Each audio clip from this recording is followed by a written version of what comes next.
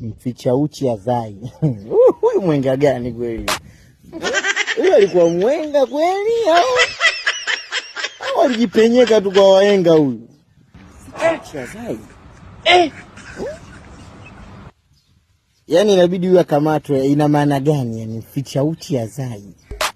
Anakuta nini huyu mwenye mwili? Waje tuelezane, maana kuna wahenga wanza kawaheshimu.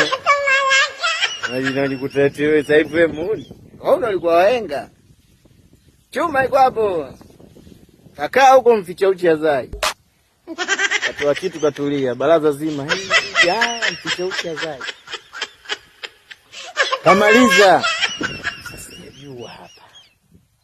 Mficha uchi Azai. Alikuwa tafuta nini huyu? Huyo uso mwenga. Uso mwenga.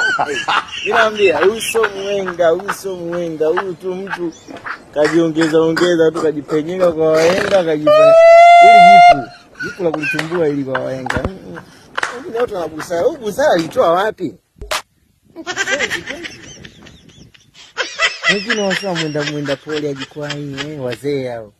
Eti kaji mficha uchi Azai. Jamani. Mficha uchi Azai. Sasa mumbua nani ujini ni kifo mumbua una